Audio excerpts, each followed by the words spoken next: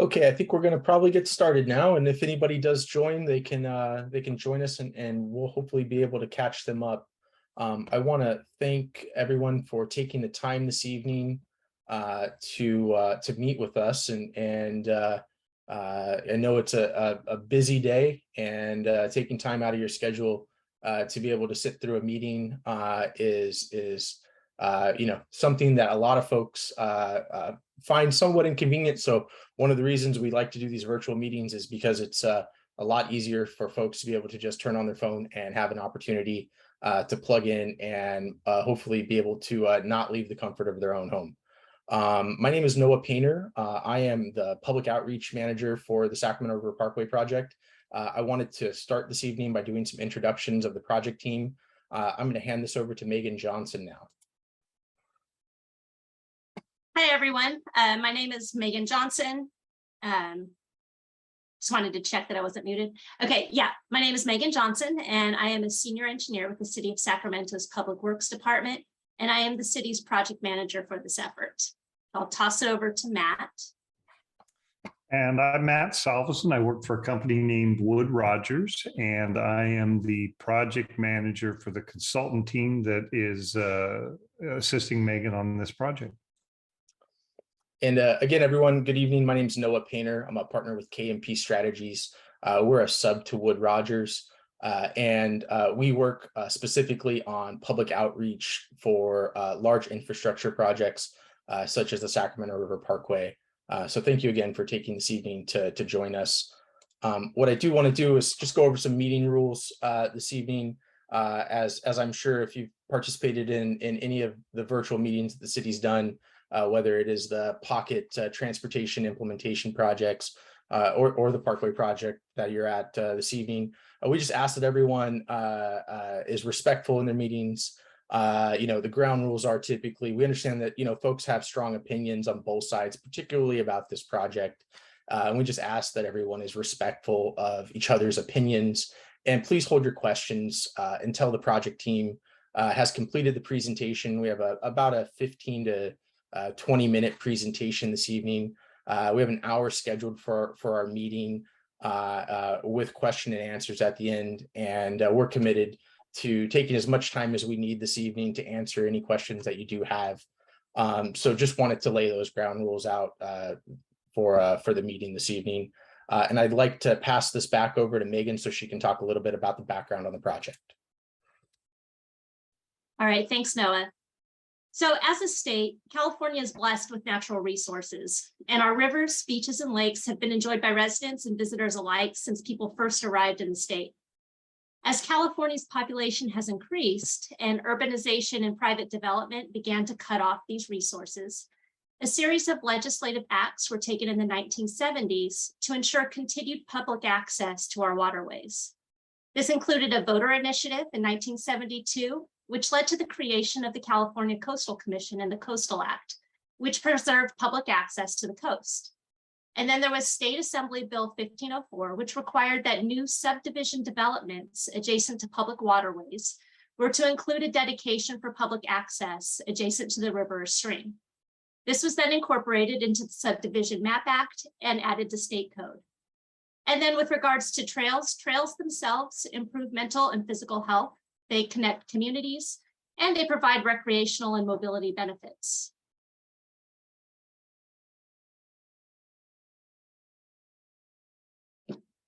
So here's a little bit of high-level background on the origins of the pocket and its development. As most of you are probably aware, the pocket area was first settled by the Portuguese immigrants in the 1850s as a rural farming community. The population in the pocket started to increase when the pocket was annexed into the city in 1959. The early residential developments which followed in the 1960s were largely on the north side of the pocket. In the mid-70s, with the construction of I-5 and a new connection with Pocket Road to Riverside Boulevard, there was more growth and an increase in development, especially towards the south side of Pocket. So like I mentioned, the Subdivision Map Act went into effect early in the 70s. And so that required developers to dedicate public access next to the river for approvals of the tentative maps for those new subdivisions. So that was an overview of the development of the pocket. And this is an overview of the development of the Sacramento River Parkway Trail project. So in the 1970s, as the new subdivision developments were including dedications adjacent to the river for public access, the Sacramento River Parkway Master Plan established an official vision for a recreational trail that would connect Freeport in the south all the way up to the confluence with the American River near downtown. As the pocket continued growing to the south following the construction of I-5, the Sacramento River Parkway Trail was then included in the Pocket Area Community Plan in 1979. Then not a lot happened for a while until 1997, when an update of the plan accounted for the changing land uses that had occurred since 1975, and it confirmed the vision for the levee top trail. In 2012, Council then adopted an implementation plan for the American and Sacramento River Parkway plans, which identified actions that would lead to a 25-mile connected river trail system. In 2015, we started taking concrete steps towards implementing that vision. Our first steps were small, attempting to tackle it in short segments using local funds. First, we started working on a locally funded project between Garcia Bend Park and Pocket Canal. Then in 2017, Council gave direction to develop a locally funded project between Pocket Canal and Arabella Way, and these efforts made progress.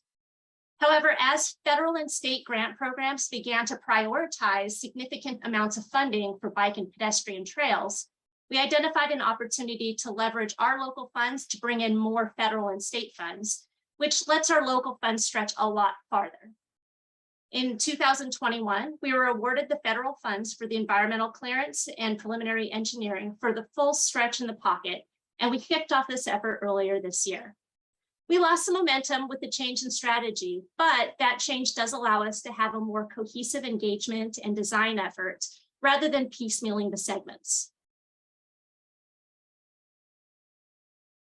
So I'm not going to read through all of these, but this trail is going to advance a number of city policies which specifically seek to develop the Sacramento River Parkway as a recreational corridor to benefit the Sacramento public.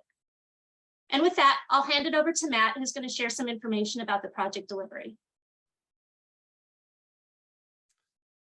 All right, so in broad terms, the project will extend from the south at Garcia Bend Park all the way up to the north to Zacharias Park. The city is divided into two segments, separated roughly around Arabella Way. And this is motivated largely just to be able to handle the project in manageable chunks and or pieces, and to help improve the opportunity to leverage public dollars to fund everything that's needed on the project. Next slide. In terms of some of the specific benefits of the project for the two segments, the project will expand access to natural resources and open space in the region. It'll provide obviously a biking and walking trail along the project limits in particular, but on a bigger, more regional role, it will provide useful connections to adjacent nearby trails and bike routes on the local roads. The entire segment will, of course, be compliant with the American Disabilities Act, and in particular, that'll be important at the access points to the trail.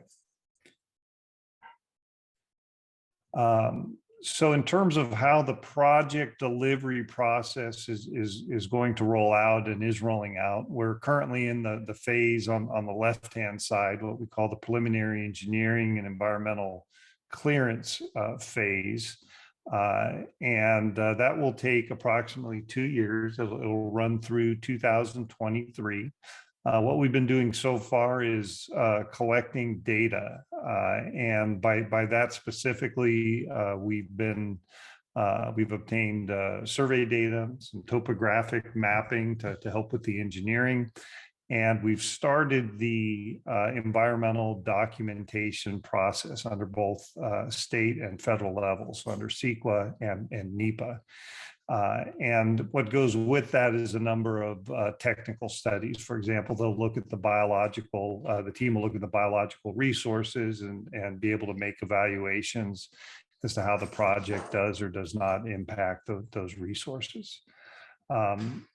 We anticipate getting through that and the associated preliminary design activities in 2023. And then Wood Rogers and the city will transition to the final design phase, where we actually prepare the documents that the contractor will use to build the project.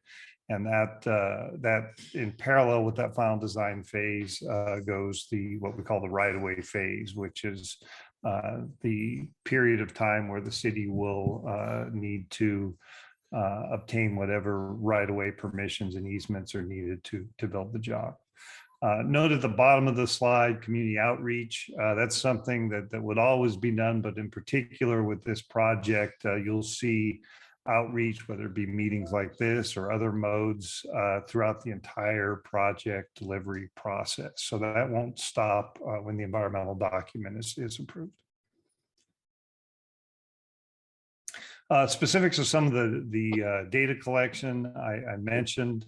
I want to emphasize there'll be minimal access to private property. To date, the city has not had to access any private property. We've been able to handle the survey mapping without getting needing permissions to get on any private lands. We've been able to stay on public property. And even with the environmental field work that's been done out there, we've been able to stay out of people's yards, and we'll make every effort to do that. And note down on the bottom right corner of the box, city staff will always request permission to enter if and when we need to get on private property for the job. So you should never see anybody from this project where they shouldn't be unless you've received appropriate notice and the agreements are in place. In terms of the design, in particular, the preliminary design phase we're in now, the design of the trail itself is pretty straightforward. We're going to be putting an asphalt trail on top of the levee. Army Corps of Engineers out there now, and we'll simply match the grade of the top of the levee. Sort of the interesting and challenging elements of the design is determining how that trail will be accessed from the community.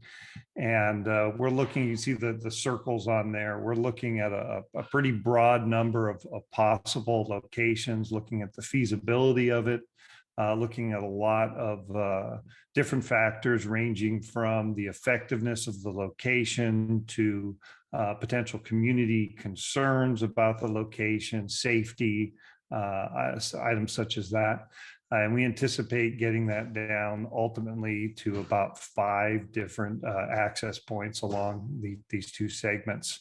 Again, the community will be part of that discussion. We're not going to be going into a bunch of detail tonight on that, but I would look for that in upcoming discussions with the city in terms of an opportunity to hear what we're thinking and to provide your own feedback and input and help craft how that actually plays out.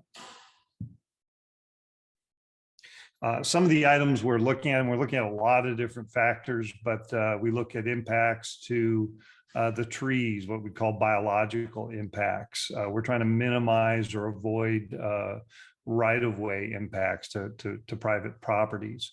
We're looking carefully at parking, both in terms of effectively being able to access the trail and the concerns that the community may have about creating additional parking in the neighborhoods.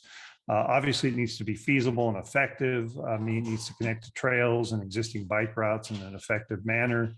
And finally, but most importantly, is it's really a core value to anything we do in engineering is safety. And we'll be looking closely at keeping that trail safe to use and safe for the residents in the area. Specifically, we'll work with the residents and Sacramento PD to develop a detailed safety plan that not only defines concerns on that front, but also talks about how the city will plan to mitigate that. In terms of the overall steps on the preliminary engineering and environmental clearance phase, I've mentioned we're working on the environmental documents, both at the state and federal level under CEQA and NEPA, and doing the preliminary engineering, which largely has to do with the access point locations. We'll be looking closely at how those ramps and access points are constructed. They'll need to be fully ADA compliant and work within the environmental constraints at the project site. And of course, we're looking at the right of way, both on a large number of these parcels, the city currently has a public easement, but obviously at many of them, there will need some property rights to be managed and negotiated. In terms of the delivery timeline, the preliminary engineering environmental documentation, we anticipate taking approximately 18 months and running through most of 2023, at which point after that, the CEQA and NEPA, the environmental documentation is approved. Then we transition to the final design and the right-of-way acquisition phase, and we're anticipating approximately 1.5 years for that. Again, throughout that entire process, we'll have continuous community outreach. We'll be partnering with SAC-PD for that in the community for that safety plan. And the city will also be busy leveraging local dollars for the project towards federal and state funding opportunities to really maximize the value to the community while minimizing the out-of-pocket local expenses.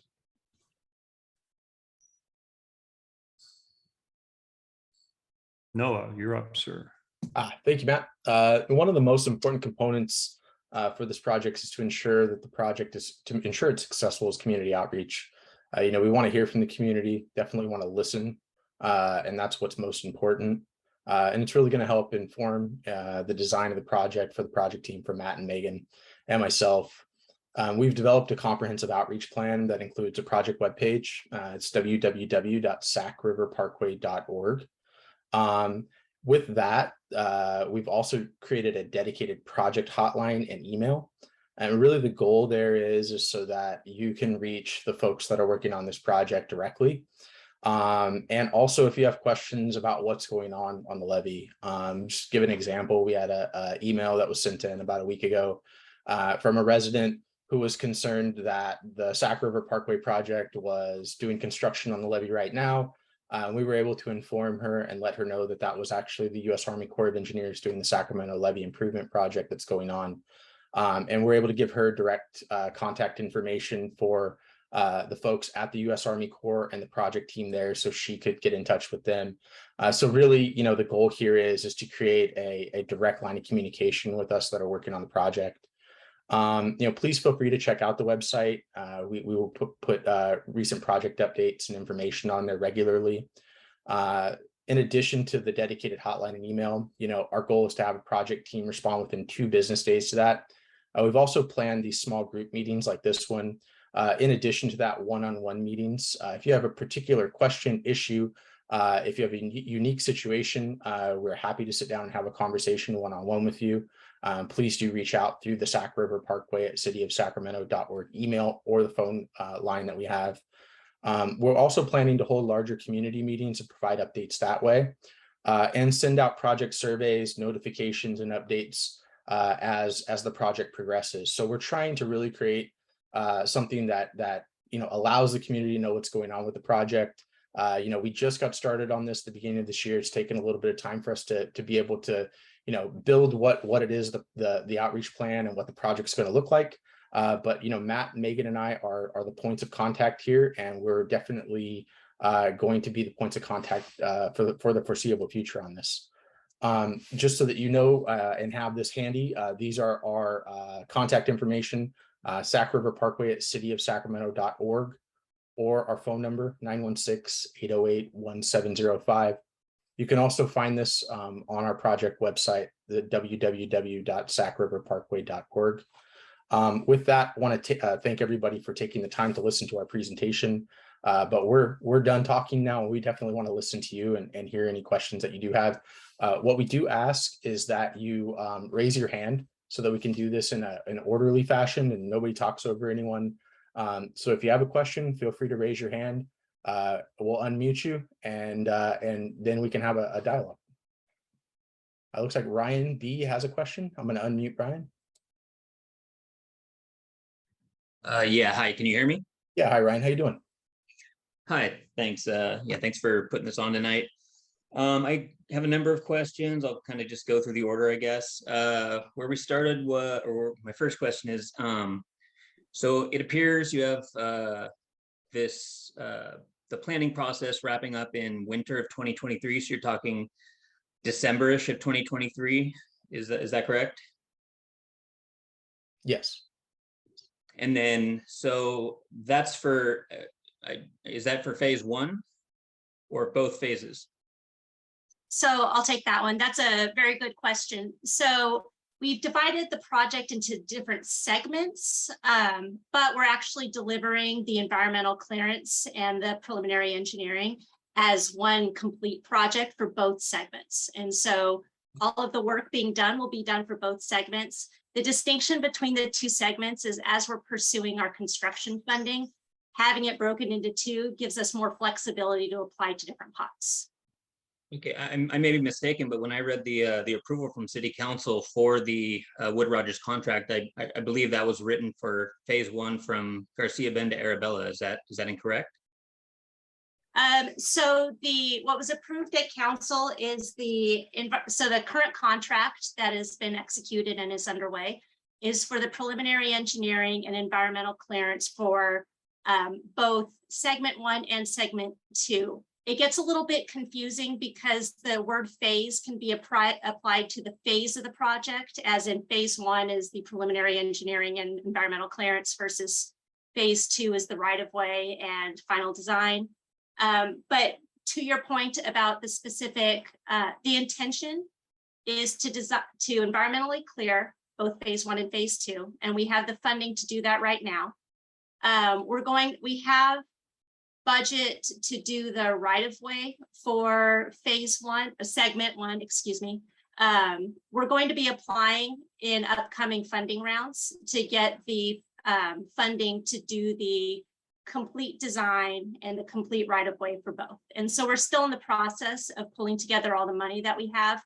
Our goal is to do the environmental clearance and the design for both segments. And then how they get constructed will come down to what pots of money we get money from. Okay, and then I guess with kind of we're looking at doing survey work right now at this time. With SREL 3 going on between Garcia Bend and our Arabella Way, I mean, how are you guys getting in there, and how are you able to kind of stay on schedule with that work? Is that going to push your schedule back at all? Matt, do you want to tackle the survey question? Yeah, the surveying's already done. We did it with aerial well, it's 90% done. We did it with aerial photogrammetry, meaning we set flight crosses out on the public roads, surveyed in the exact location there, and then the planes fly it. And from there, we're able to get a good estimate of the topographic survey. We will be doing additional, more detailed surveying after Army Corps is done with their work out on the levee at the locations that are selected for access points, because we'll need a little more precision at those locations. So that additional surveying will actually be on the tail end of Army Corps' work.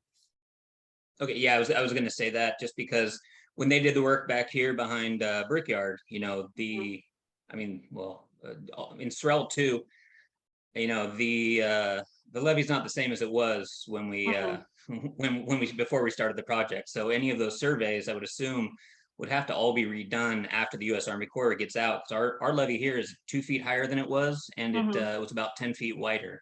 So that's you would think that would change, some of your surveys. And then also, I would assume you're not able to really do any of the environmental survey when there's all that construction equipment out there. You're not going to get the same number of counts as you would when there's no activity. Yeah, those are very astute questions. It almost sounds like you work for an engineering firm. They're spot on. Yeah, we're aware of the fact that the levees aren't the same at the start of the project as they will be when our contractor eventually gets out there in a few years, and we'll have to resurvey at select locations.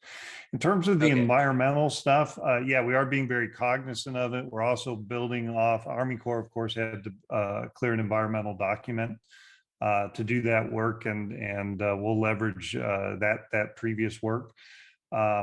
But kind of ironic, the work that the Army Corps is doing, I mean, they're disturbing obviously everything or much of the levee out there, which means there are not undisturbed cultural resources and biological resources within those work zones. So from an environmental evaluation standpoint, it actually simplifies things a bit, because it's brand new fill and brand new, it's a brand new facility out there. So we're looking closely around it and largely outside of the disturbance areas of Army Corps for our investigations. Yeah, you would think so, but when I reached out to the Army Corps, I'm working on putting my steps back in to get a 408 permission. They're telling me I'm still going to have to do cultural resource report. So I'd be surprised if they didn't require the city and you guys to do the same. But we definitely have to. We definitely have to. Yeah. It's much simplified. If it's a recently disturbed area. So okay. Excellent point. Okay.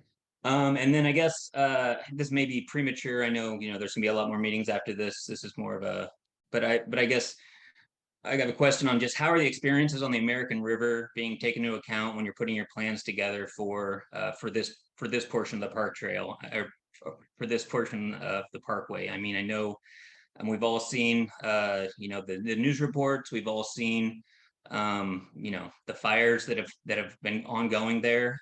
Is that informing some of the access points? I mean, one that I'm very concerned about fire. With the access points that you currently have on there, having one at Benham that doesn't have car access. So basically the access points that have car access for fire personnel would be at Arabella and would be at the Zacharias Park. I mean, if there's a fire back behind Surfside or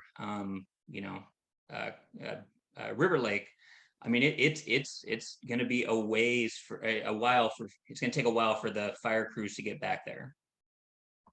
Ryan, that's another very good question. And so one of the elements that we're very, very cognizant of, and it's been reinforced to us that one of the most important things that we're going to be having to do as we develop the project is to work with SacPD to develop that safety plan for the corridor.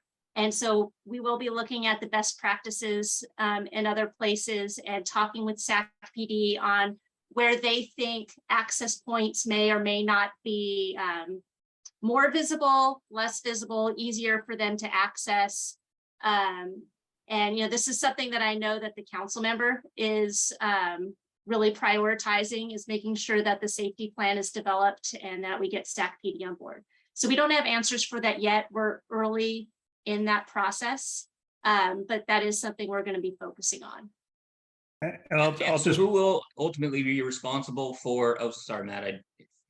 I guess who will ultimately be responsible for safety on this corridor? Will it be SacPD or will it be park rangers? Because currently, when we call SacPD for say homeless that are walking through, they'll tell us right now it should be them, but they're under the assumption that it's a bike trail already, so they'll tell us to call the park rangers. We just get a lot of finger pointing from one organization to the other. Sure. So when this is all completed, who is ultimately responsible for safety? I don't have an answer on that yet, and I don't want to give you a wrong answer. So that is something that will need to be discussed as we meet with SacPD, and it sounds like the Rangers. Okay, and you mentioned the council member. I know he's brought up that there's $600,000, in the plan to put towards public safety on this, and a lot of that sounds like it's going into more cameras at entry points, and that pretty much sounds like the extent of it. Will there be a dedicated park ranger in this segment? I think it's too early to give feedback on that, but what is helpful is ideas that you guys have for what would make you feel more secure. And I can't make promises that any one of them will make it into the plan, but getting that feedback is helpful for us at this early stage. So it sounds like your feedback is you're unsure about the efficiency or effectiveness of the cameras, but that a dedicated staff would be more effective. Oh, yeah, I mean, I think cameras are very effective at capturing something after the fact, and Sure. they're going to capture who did what, but it's not going to keep us safe when something's already happened. It may help the police catch them in the future, but it's not gonna provide any kind of safety before something actually happens. Yeah. And I have other questions, but I think they're maybe better saved for another meeting when you guys are a little bit further along in your plan. Thank you. Thank you, Ryan. Thanks, Ryan. We're going to go to Nancy next. Nancy, I'm going to ask you to unmute.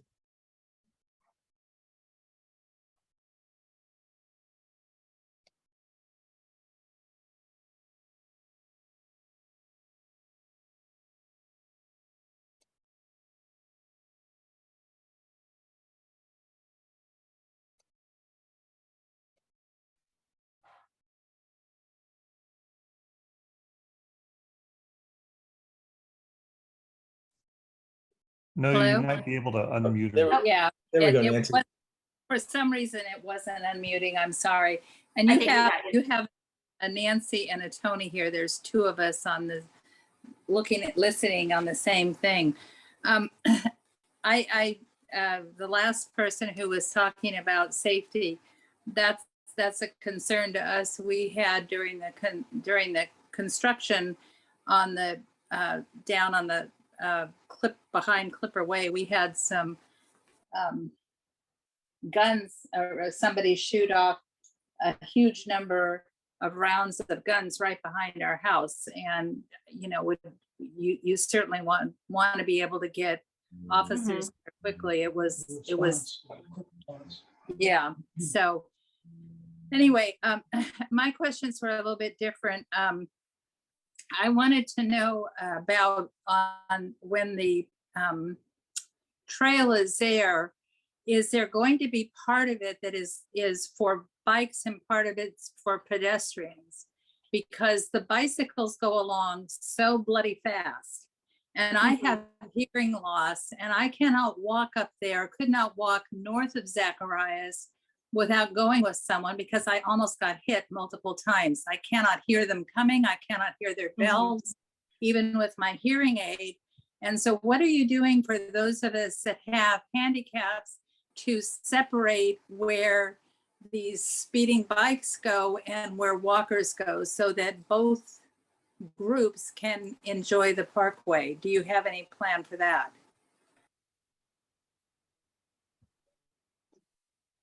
So I can give some high level information, and then if Matt has anything to add, he can jump in. The current plan for the trail is it's called a Class 1 bike trail. It's as shown here on this screen here.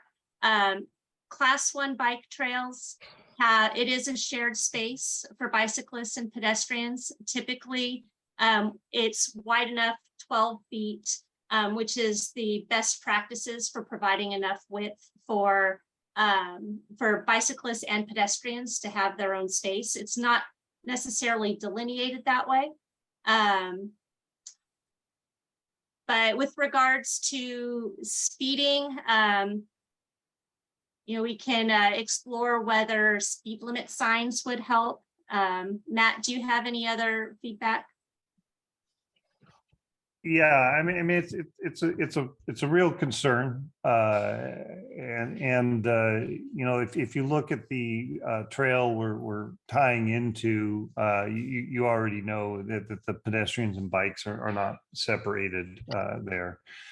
I think signage helps. That takes care of a lot of it, at least for the people that are responsible and actually care what's on the signs. And the other arm of that would be looking for ways to enforce it, which factors into the safety plan out there. And I think that's a fair and appropriate open point of discussion, is that how do you make this as safe as possible for all the users out there.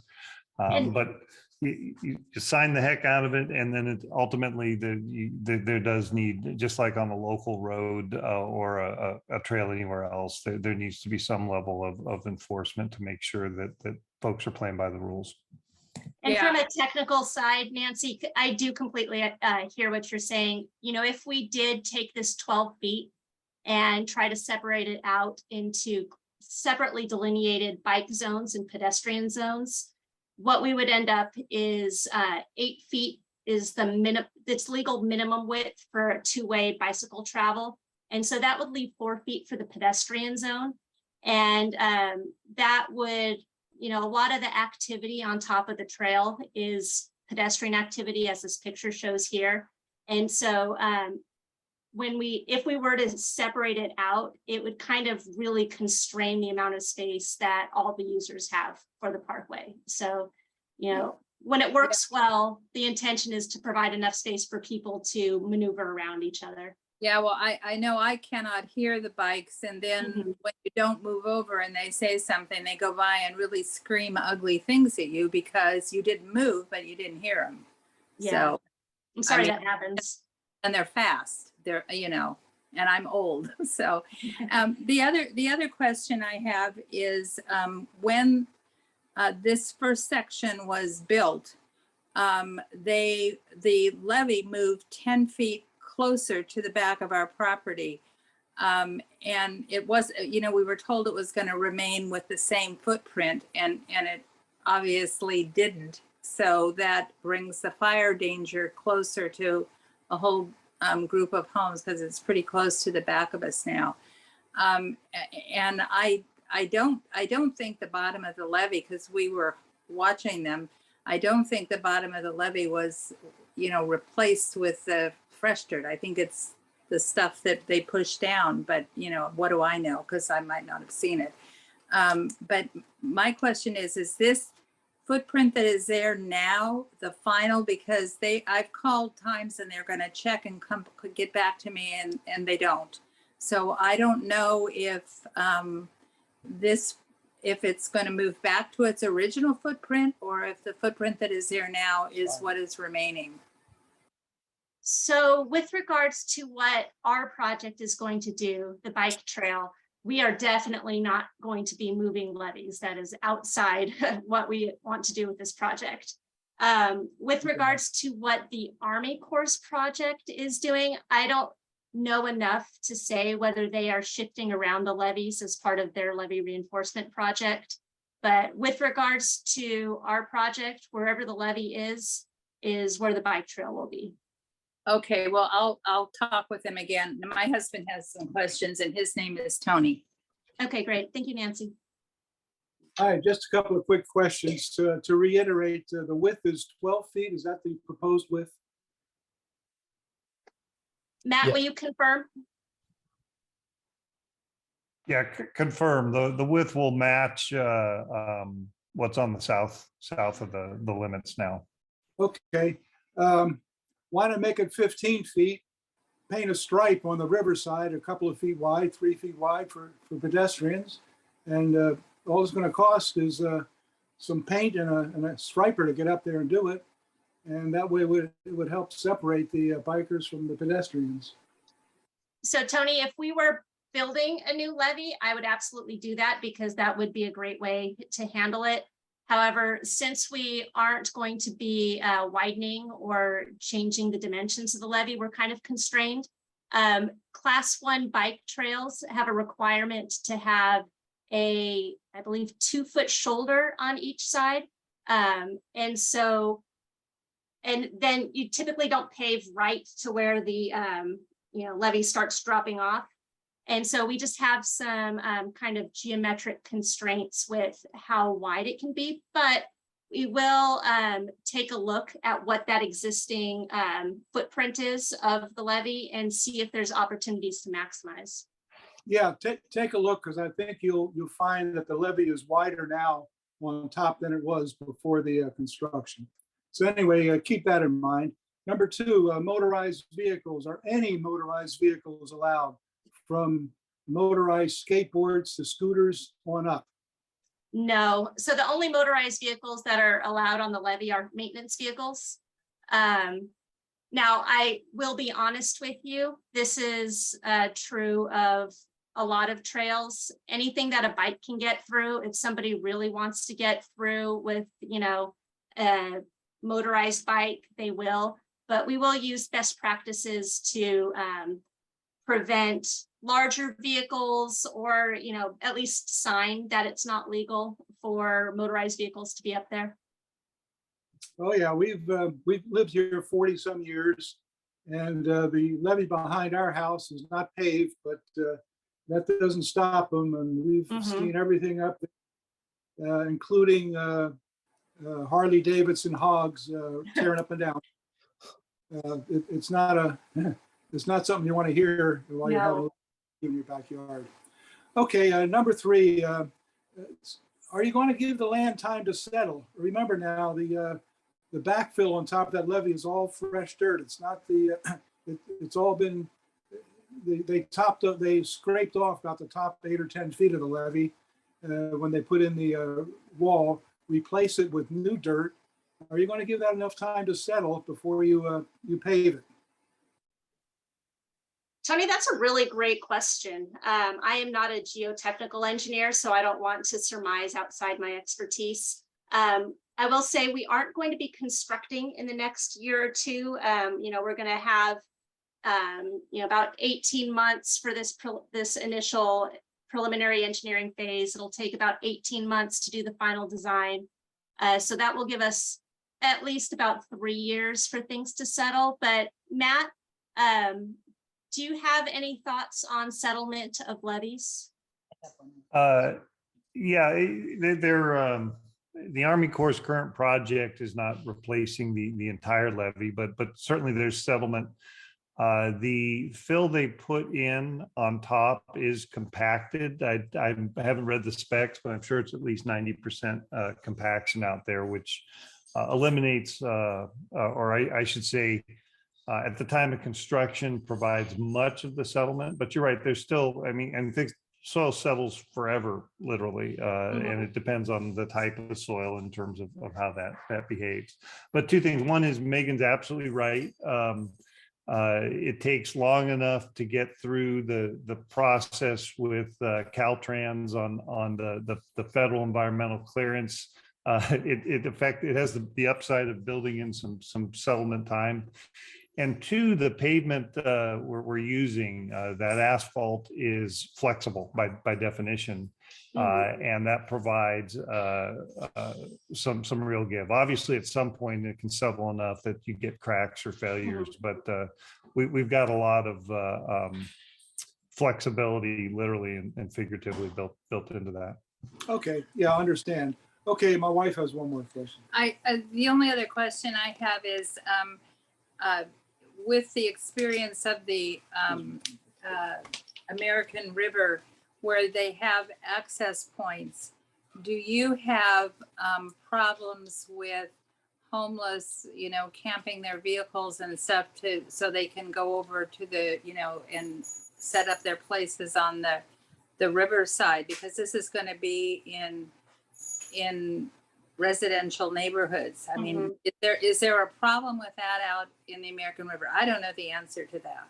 And I don't know the answer to that either. I will say, we're not looking, when we're defining our access points along the project, we're not going to be building parking lots or something that can be attractive for people to come and camp. leave their vehicles there for a long time. A lot of the intermediate access points will be very residential oriented. Be great for the neighborhood residents to kind of walk up and use it, but we're not going to provide places for lots of people to come park. And so that may naturally kind of limit how much of that happens. Yeah, I don't know. We live near Zacharias Park and have vehicles that park there routinely more than the 4 days, and it takes a while to get to go. And if it's a homeless vehicle, they won't. They don't do anything. So I if that's in a neighborhood, I mean, whatever the policies on that for the homes around wherever your access points are, hopefully is well defined, so that both neighbors and that there's some sort of, I don't know, procedure or something so that those homes don't have that, and the people going up on the levee aren't faced with that either. Nancy, it's a really good point, and it's something that we need to make sure is included in the neighborhood responsibility plan. We're just getting started on this, so there's ample time for, once that plan starts to be developed, to include these types of issues. So one of the reasons we're recording this meeting this evening is so that we can take all these notes and make sure that it's all preserved. Yeah, thank you for that. We had reported where there was a car, this is right before the project started, a motorhomey thing, or was all covered so you couldn't see what was underneath, with tarps, and right next to the children's playground. And we can't do anything because people are living in it, and they and so what happens, that's in front of somebody's house. And Nancy, I think I can speak to that a little bit. I use the American River a lot, the Parkway, and it's lovely, but there are some homeless issues out there. This project is different in a lot of ways. We're putting a trail up on top of the levee, and one of the key elements of the safety is visibility. We don't want to screen off any of the users of that, so that they have opportunities to do things that they shouldn't do.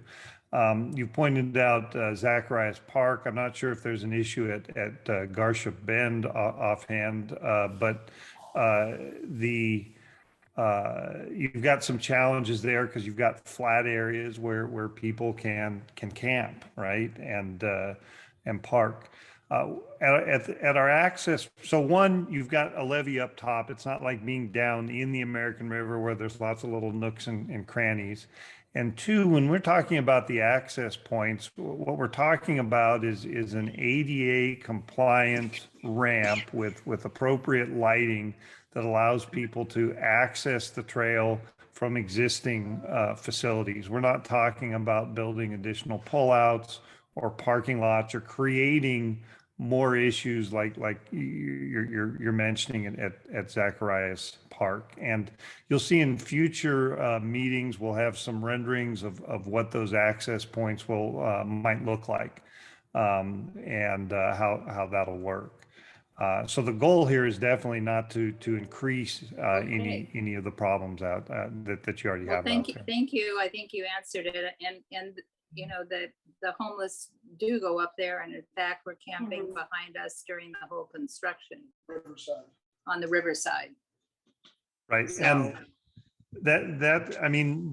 I think that needs to get addressed and discussed in the safety plan. Some of that is understandably beyond the scope of our trail project and speak to broader challenges in the community. The sound kind of went out. That's okay. I don't think what I was saying was that important, so we're good. Nancy, thank you for all your questions. We're going to go to Katie Butler now. Katie's got her hand raised, so Katie, I'm going to ask you to unmute. Oh, and Bill, we'll get to you next, okay? What? Hello. Hi, Katie. Hi. First, I want to say I appreciate you guys reaching out now. It's tough to be hearing all about this, like, as the project is going on. I wish there was outreach much sooner than this, but I appreciate the efforts now. And my concerns won't be as probably well thought out, but coming from a very concerned mother who works downtown currently and constantly deals with harassment while I'm at work, and I get to come home and not deal with it. But my biggest concerns are the safety, liability, and privacy of the homeowners. You know, you guys said you're not accessing parts, private areas right now for the survey, but I actually want you to, because if you come to where my house is, you would see that if you talk in a normal voice, my daughter can hear you.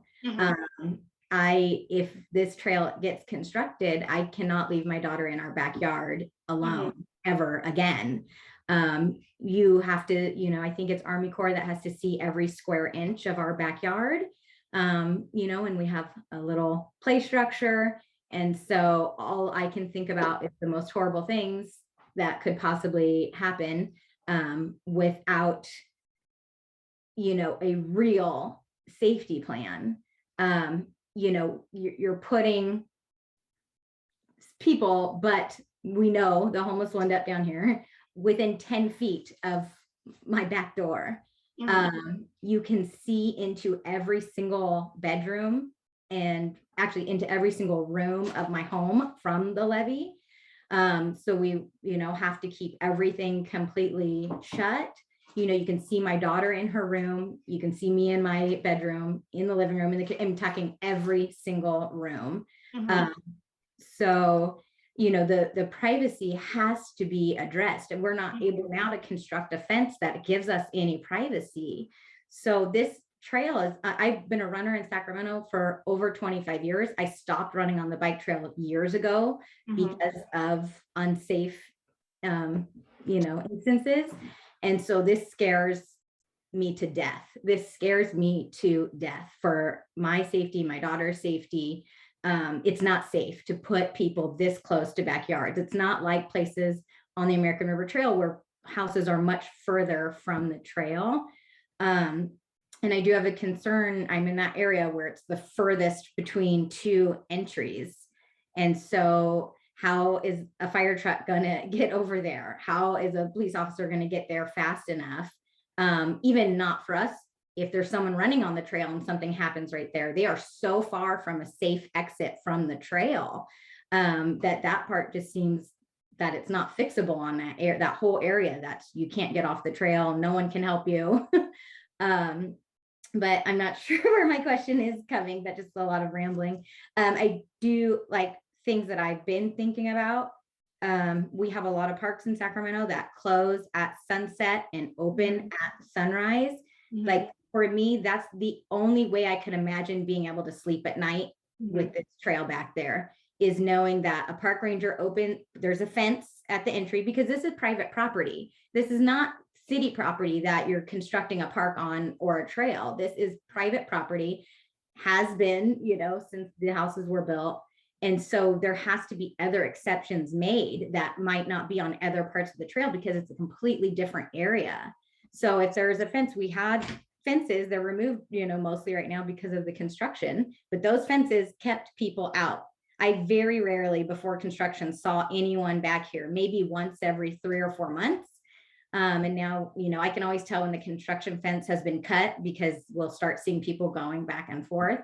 But for me, a fence that is either, I'm sure we could get one that closes automatically at sunset and opens at sunrise, but if not, a park ranger opens it at sunrise, drives through, opens the other side, then comes back, closes it at sunset, comes back and make sure no one's back there. It doesn't give them any time to start camping and start fires, and then closes it at sunset.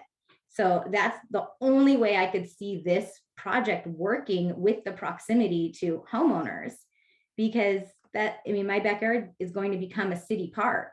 And so how can I sleep at night knowing that it's completely open? So for me, it's the, liability for sure, but I'm more concerned about the safety and the privacy. And a camera is not cutting it. Like Ryan had said, that's going to help the city go, yay, we caught the bad guy after the fact, but that doesn't give any of us peace of mind here. And none of us knew this trail would come when we bought houses here. No one told us. This is the first outreach that, that we've had. Okay, so one more thing. I'm wondering if you guys are collecting any data on the Pocket Parkway Canal and Greenbelt. I said, like, I stopped running on the bike trail years ago, and one of the big draws to the Pocket was this beautiful trail we have in the middle of the neighborhood. And I do a very unscientific count, and it's about 1 in 30 people is on a bike over there. So I'm wondering if you guys are collecting any data from that trail that we already have that goes to the same 2 points that this trail is going to go to. So let me jump in. First, Kay, I want to thank you for joining and sharing all of this with us. I am completely empathetic to you. First, I am a relatively young woman working downtown. And so, I understand about the concerns about harassment and not wanting to feel unsafe. I also have a young daughter. And so, I completely understand your concerns.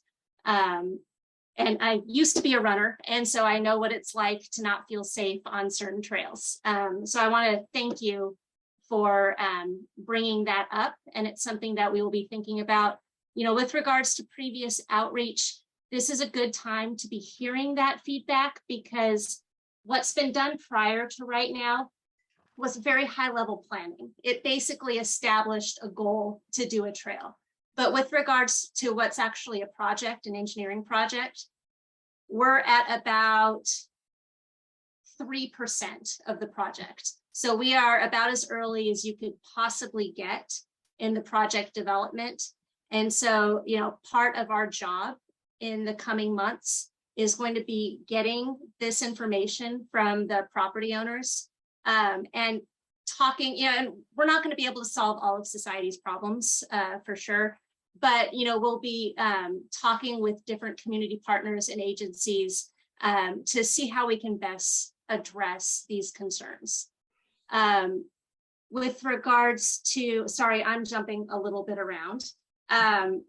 One thing that I am hoping to do, and you mentioned that concern over the fact that we haven't walked out onto the private property. Part of the reason is that some of the feedback we've gotten early on is private property owners saying, we don't want anyone behind us. You're not allowed to come back here. And so we want to respect that it's private property. And so as city staff, consultant staff, we aren't going to just haphazardly take a site visit onto the private property. But I do agree that it would be beneficial to either arrange with some of the property owners some site visits so that we can see the situation back there, or request the permissions to enter in order for us to take a site walk back there. With regards to the Pocket Trail question, I work really close. I don't know if you've been involved with the Pocket Greenhaven transportation study that's going on. Our planning team is leading that. I work really closely with the planner who's on that. And so I can ask her whether she has counts on the usage of the Pocket Canal. Yeah, I just think it would be very interesting because while there are definitely people that ride bikes in Pocket, from my personal experience, it's predominantly walkers. Mm-hmm. I had it was a few years ago, but I made a note of how many people I saw on the trail every day, just anyways, count people when I go, but yeah, it's not, maybe if this trail is different, more people would go on it, but the trail in existence goes to the exact same spots, Zacharias Park to Garcia Bend, and goes through the middle of Pocket and is a much more efficient route than the bike trail route. Okay, thank you. And one more thing, I think maybe Noah said it, that kind of triggered me when he said, or maybe it's Matt, about the trail being on top of the levee, in regards to argument for it being safer. And again, I think if you come out more, you'll see it. And for me, that's that's not safer. That it's on the homeowners to be the guardians of this bike trail over here, because no one else can see it on the top except the homeowners. Like it, because of where it is, it's not like everyone driving by can see it. For me, that says, oh no, we want you guys to call and report when there's things happening. So Thank you for pointing out the semantics of that. I guarantee you our intention is not to have the property owners be the surveillors of the trail. yeah, thank you. Okay, I think that's all I had. I just really want to hit home about the fencing, that we have plenty of parks in Sacramento where the fence closes at sunset. And I don't see why that couldn't be here. I think you would get a lot more homeowners on board if they knew that they could go to sleep at night and not be worried about people hopping over their fence or looking into their windows. If we knew there was a sweep every night, that there was no one back there, fence closed, we all get to go to sleep. That's good feedback. Thank you, Katie. All right, thank you. Thanks, Katie. Bill, I'm going to ask you to unmute. Okay, can you hear me? Yep, thanks, Bill. We can hear you. Yeah, great. Okay, so first off, you mentioned that the capturing data part of the process is done through the end of 23. So that leads me to the next question. So the right-of-way acquisition and all that, what is your goal for when that process is going to end? So the way that these projects work, especially when they have federal funding, we're not allowed to start the acquisition process or even do anything hinting on negotiations or appraisals or anything like that until we have our environmental clearance completely done. And so the first phase of work, the preliminary engineering, the design, data collection, and the environmental clearance, that will take approximately 18 months. You know, it kind of depends on how long it takes to get our technical studies approved through Caltrans. So it can wiggle around a little bit in there. And then once we get that phase completed and we submit proof of our environmental clearance, then we can get our funding to start the final design and the right-of-way acquisition process. And so that process typically takes about 18 months, but again, it can kind of change depending on how it goes. Okay, so at the beginning of 2024 is when that process starts, and you're saying 18 months to longer, depending on how it goes? Yep, correct. All right, thank you for that. Appreciate it. Next question, or next comment. I wanted to piggyback on what Katie said with regard to safety. The bottom line here is there are a number of places throughout the state of California where there are fences up that enforce that the use of an area is only from dawn to dusk. So if I think of areas in Santa Clara County and San Joaquin County, they have fences that close down at dusk and then reopen at dawn for the use in these areas. So as a homeowner and a property owner, that would be a primary stumbling block for me if we couldn't come up with some agreement on that, because I'm going to have people in my backyard, and it's just going to happen. So if that's occurring in other parts of the state and you use the term best practices, why can't that happen here is my point. So to that, I think it's definitely something that we should explore. There may be some policy determinations. You know, there's a slight difference between parks. I know are allowed to close at day and night. So it may come down to whether this will get defined as a park and be maintained by parks versus a trail that's maintained by Public Works. But again, I think that's part of the discussions that we'll need to be having with different departments and groups to see what the best solutions will be. Sure. The levee in San Joaquin County on the Deepwater Channel has a fence like that. And it's in a housing development, goes right through a housing development. So somehow they were able to work that policy in. So I would venture say that we need to have further conversation about that when we talk about safety. As conversations go on, will there be a full disclosure or with regard to release of liability for owners of property and the recreational use? So what we're going to be doing with this project is, in order to get the rights to do the trail, we will need some sort of either acquisition or easement, pedestrian easement. And so I don't know for sure, you know, if it is a pedestrian easement through there, public access easement. I'm not a lawyer, so I don't want to speak to what the liability is or is not. But that is definitely something for us to dig into as we talk about what it's going to look like as we get the public rights for the trail. Okay, I sincerely appreciate everybody's time on this call, and have a question with regard to the presentation tonight.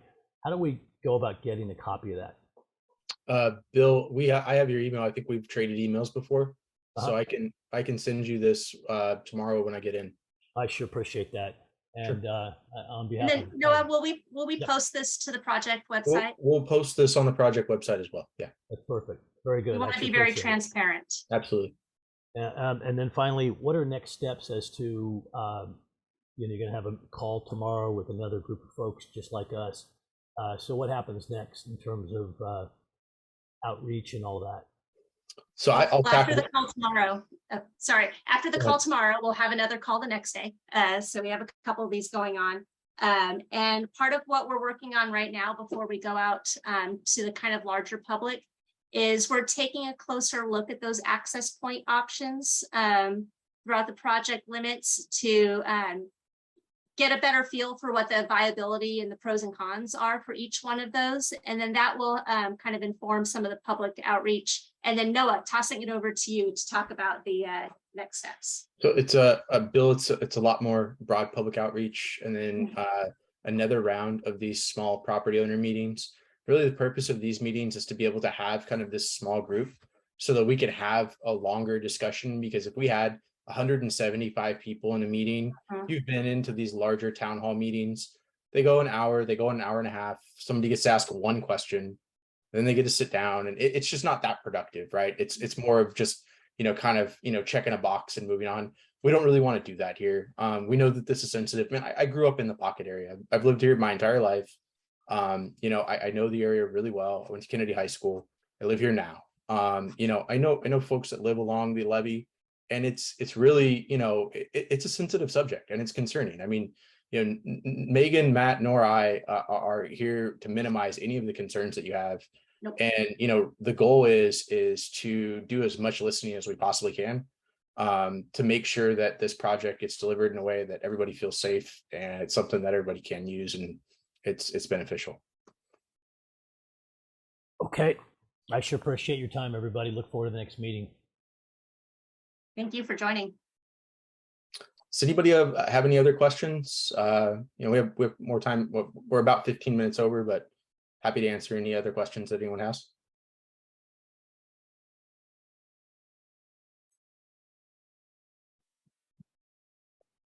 Okay, doesn't look like it. So I appreciate everyone's time. We have a couple of chat items that we covered. We'll get the PowerPoint deck posted to the website so that you have that, and we will be posting links to the videos as well once those are processed and up. So again, any questions that you have, please email us or call us at the number on the slide deck. Or if you see me in Nugget, feel free to track me down and ask as many questions as you have. I want to thank you on behalf of the project team for taking the time out of your evening. I know you could be doing a lot of other things this evening, so thank you, and we will be in touch with follow-up meetings as we progress the project. Thank you. Thanks a lot, everyone.